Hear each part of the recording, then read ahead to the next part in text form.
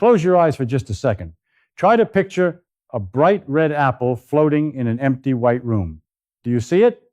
Good. Now, what did that cost you? You probably think it was free. You probably think your imagination is just a magical space where things happen without consequences.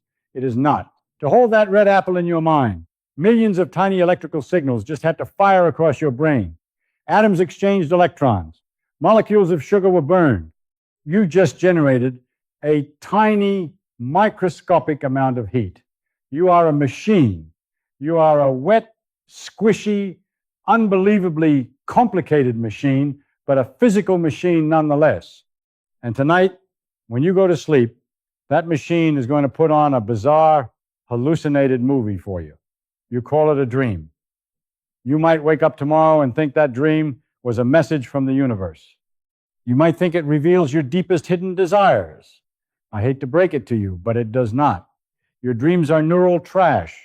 They are the exhaust fumes of a biological engine trying not to melt down, because useless data burns. Before we break reality and look at the actual physics of your mind, make sure to subscribe. This is not just physics. This is how the world works. Let us step back for a moment. We need to talk about how things actually work, not how we wish they worked. Long before we knew anything about neurons and synapses, we had guys studying steam engines. What is an engine? You burn coal, you boil water, it makes steam, the steam pushes a piston, and the wheel turns. You put energy in, you get work out. But people notice something strange. No matter how perfectly you build the engine, no matter how smooth you make the gears, you cannot turn all the heat into work. Some of it always escapes. There is always an exhaust pipe blowing out hot steam. Why? Why does it happen? Is it just bad engineering?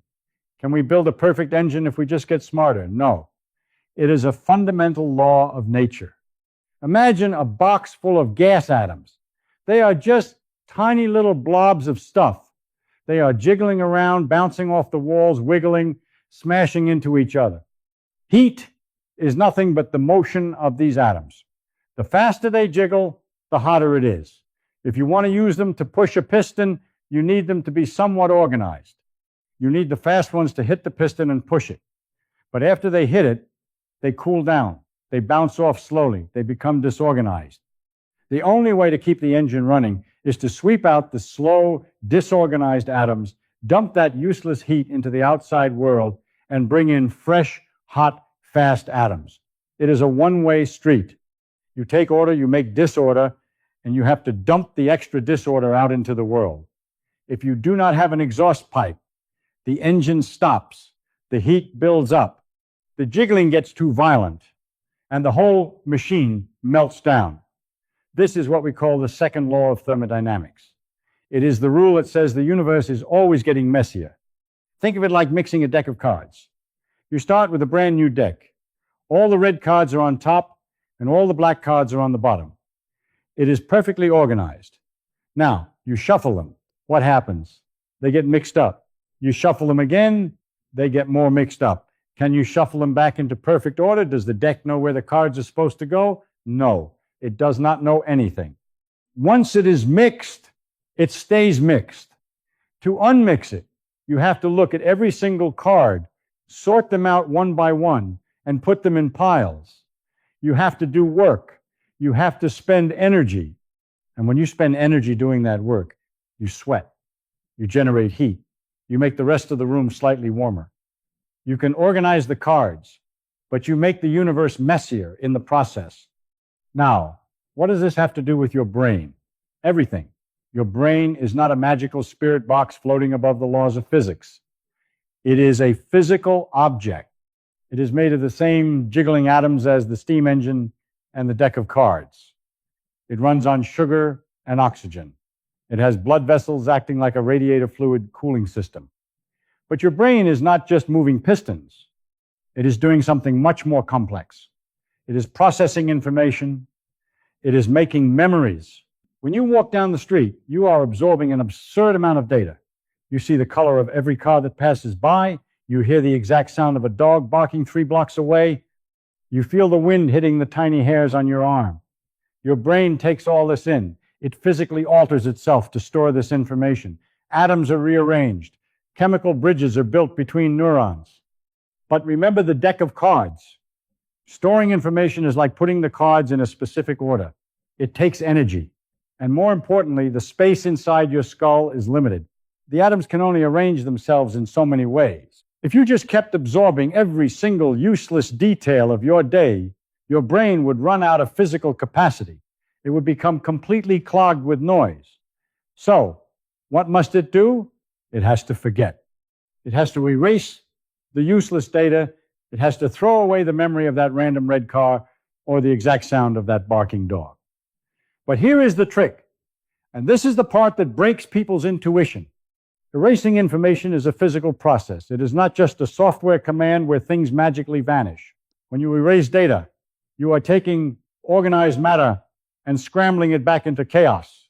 You are taking the sorted cards and throwing them back into the messy pile. And when you do that, according to the laws of thermodynamics, you must release heat. This is a profound rule of the universe. Erasing information costs energy. If your brain just deleted all your useless memories all at once while you were wide awake, the sudden spike in thermal energy, the sudden release of heat from millions of synapses resetting themselves would literally cook your brain cells. The biological engine would overheat and destroy itself. So nature found a brilliantly absurd workaround. It does it slowly, it shuts you down, it paralyzes your muscles so you do not thrash around and hurt yourself. It lowers your core body temperature to handle the incoming thermal load. And then, in the dark quiet of the night, it starts the delicate physical process of unmixing the cards. It starts breaking apart the physical, chemical bridges of the neural connections you do not need. As it breaks them apart, electrical signals misfire. They jump across random circuits.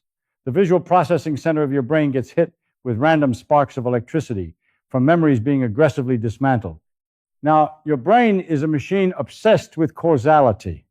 It is obsessed with making sense of things. So when it gets hit with these random decaying electrical sparks, it tries to stitch them together into a story. You see a giant talking bird flying a spaceship made of cheese. You see your third grade math teacher riding a bicycle underwater. You wake up and you think it is a profound vision. You think the universe is speaking to you, but it is not. It is just the visual representation of physical noise.